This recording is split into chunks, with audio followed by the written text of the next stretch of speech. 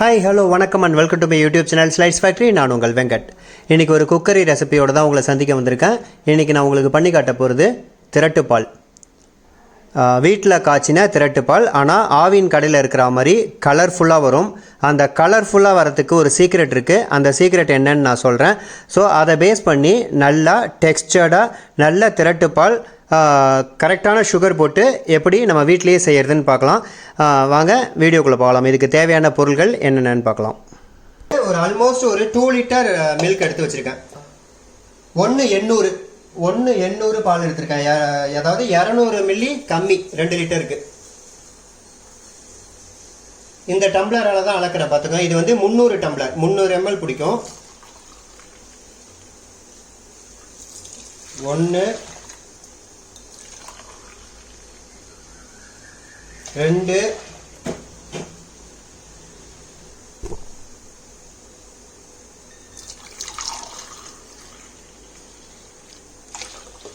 3 4 5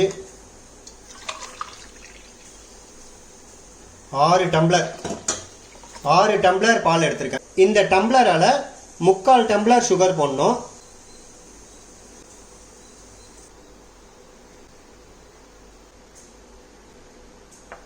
இந்த சுகர் தான். ஸ்டவ்வை பற்ற வச்சு பாலை வச்சிடலாம்.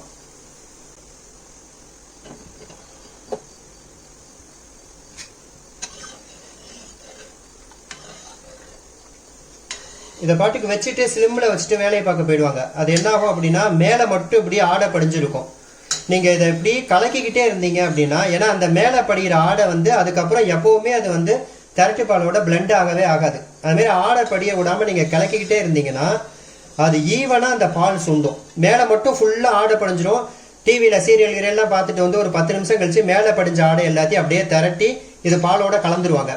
அதுதான் அந்த வந்து நம்ம ஹோட்டலில் செய்யறதுக்கும் வீட்டில் செய்யறதுக்கும் வித்தியாசம். சாப்பிட நல்லா தான் இருக்கும், ஆனால் அந்த நீங்கள் பரிமாறும் போது அந்த டெக்ஸ்டர் இருக்காது. ஈவனாக ஸ்ப்ரெட் ஆகிருக்கும் இல்லையா, அதை போல் இருக்காது. உங்களுக்கு மணலாக இருக்காது திரட்டுப்பால். நல்லா கொதிக்குது பாருங்கள். இதை போல் நீங்கள் கிளறிக்கிட்டே இருந்தால் தான் கொதிக்கும். கிளறலைன்னா இந்த பாலில் இருக்கக்கூடிய கொழுப்பு சத்து வந்து மேலே அப்படியே ஆடை மாதிரி பதிஞ்சு பொங்க.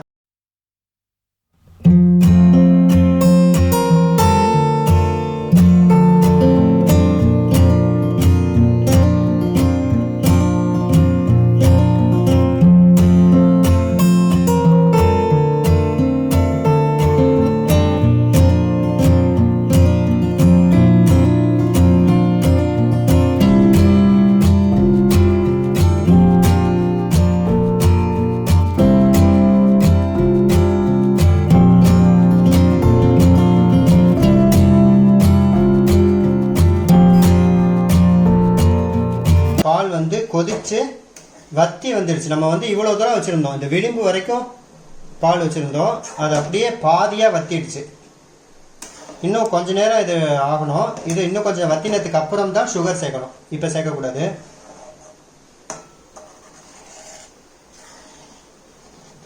ஆல்மோஸ்ட் இது ஃபுல்லாக இது ப்ராசஸ் முடியறதுக்கு 40 மினிட்ஸ் ஆயிருக்கு. எனக்கு நல்லா கொதிச்சிடுச்சு. இப்போ இது சரியான பதம், ஒரு தோசை மாவு பதத்துக்கு வந்திருக்கு இல்லையா. இந்த நேரத்தில் வந்து நீங்கள் சுகர் ஆட் பண்ணலாம்.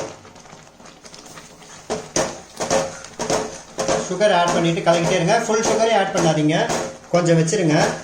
அது எதுக்குன்னா இந்த கேரமலைஸ் பண்ணணும். அதை கேரமலைஸ் அப்படின்னா இதுக்கு வந்து கலர் கொடுக்கறது. இப்போ வரைக்கும் ஒயிட்டாக இருக்கு இல்லையா, இது வந்து கடையிலலாம் உங்களுக்கு வந்து ஒரு ப்ரௌனிஷ் கலரில் இருக்கும்ல, அது கொடுக்கறதுக்கு வந்து கேரமலைஸ் பண்ணுறது. கேரமலைஸ் பண்ண சுகர் இப்போ நான் இதில் ஆட் பண்ண போகிறேன். சுகரை எப்படி கேரமலைஸ் பண்ணுறதுன்றது நான் ஒரு தனி வீடியோவாக போட்டிருக்கேன். அதோடைய லிங்க் வந்து நான் டிஸ்கிரிப்ஷன் பாக்ஸ்லையும் கொடுக்குறேன். இதுக்கு மேலே கார்டுலேயும் அந்த லிங்க் நீங்கள் பார்க்கலாம். அதை கிளிக் பண்ணிவிட்டு எப்படி சுகர் வந்து ப்ராப்பராக கேரமலைஸ் பண்ணுறதுங்கிறத தெரிஞ்சுக்கோங்க.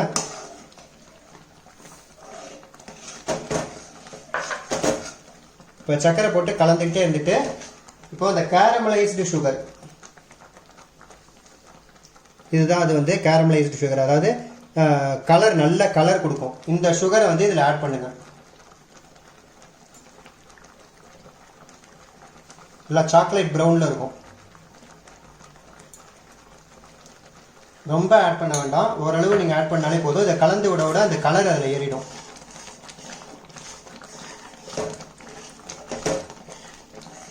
ஃபஸ்ட்டு என்ன ஒயிட்டாக இருந்துச்சு, இப்போ வந்து நல்லா கலர்ஃபுல்லாக இருக்குது பாருங்கள். இது வந்து சுகர்லேருந்தே இந்த கலர் கிடைக்குதுன்றதுனால எக்ஸ்ட்ரா ஸ்மெல்லாம் வராது. அதே நேரத்தில் வந்து உங்களுக்கு கெமிக்கல் கலந்த ஃபுட்டு கலர்லாம் போட்டு அது வயிற்றுக்கு கெடுதல் பண்ணுமோன்ட்டு பயந்துகிட்டே சாப்பிட்றதுக்கு சுகர் கெடுதல் தான். சுகர்லேயும் நிறைய கெமிக்கல்லேருந்து தான் சுகர் தயார் பண்ணுறாங்க. இருந்தாலும் கூட வெல்லம் வந்து அந்தளவுக்கு டேஸ்ட்டு வராதுன்றதுனால நம்ம சுகர் போட்டு செய்கிறோம். ஸோ கலரும் வந்து சுகர்லேருந்தே எடுத்துக்கலாம். இதுக்கப்புறம் தான் நீங்கள் வந்து கைவிடாமல் கலரிக்கிட்டே இருக்கணும். ஏன்னா இப்போ விட்டுட்டீங்க அப்படின்னா அடி பிடிச்சிடும். அதுக்கப்புறம் நீங்கள் இவ்வளோ நேரம் 40 நிமிஷம் 50 நிமிஷம் கலர்னதெல்லாம் வேஸ்ட் ஆகிடும். இதுக்கப்புறம் வந்து ஹை ஃப்ளேம் வைக்கவே கூடாது, மீடியம் ஃப்ளேம் தேவைப்பட்டால் வைக்கணும். மோஸ்ட்லி வந்து ரொம்ப கடைசியில் தான் அந்த ஃப்ளேம் வச்சுக்கணும். ஸ்மாலாக வச்சுக்கிட்டு தான் அந்த ஃப்ளேம் வந்து ரொம்ப லோவில் வச்சுக்கிட்டு தான் நீங்கள் கலரணும். டெம்பரேச்சர் அதிகமாக இருக்கக்கூடாது. ஏன்னா ஆல்ரெடி இந்த கொதிச்சிருக்குன்றதுனால இதுலேயே டெம்பரேச்சர் இருக்கும். அது அவ்வளோ சீக்கிரத்தில் வெளியில் விடாது, அந்த சூட்லேயே உங்களுக்கு சுண்டிடும்.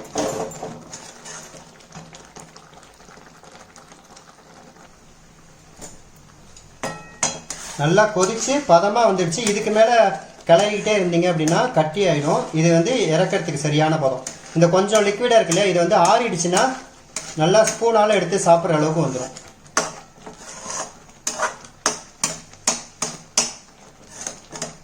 நான் அந்த சுகர் சேர்த்ததுக்கு அப்புறத்துலேருந்து ரொம்ப லோ ஃப்ளேமில் தான் வச்சு கிளறியிருக்கேன். ஹை ஃப்ளேம் வைக்கவே இல்லை.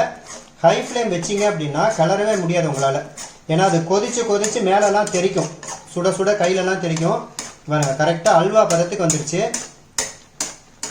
அந்த தண்ணி ஃபுல்லாக வத்திடுச்சு. அந்த கேரமலைஸ்டு சுகர் போட்டதுனால கலர் இருக்குது உங்களுக்கு, சூப்பராக ஒரு கலர் வந்துருக்கு.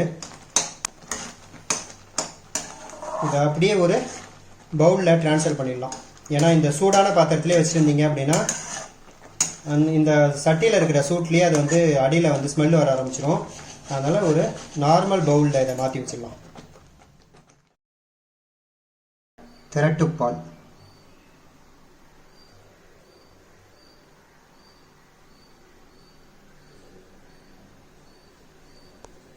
இன்னொரு அருமையான ஒரு வீடியோவோட உங்களை சந்திக்கும் வரை உங்களிடமிருந்து விடைபெறுவது உங்கள் வெங்கட்.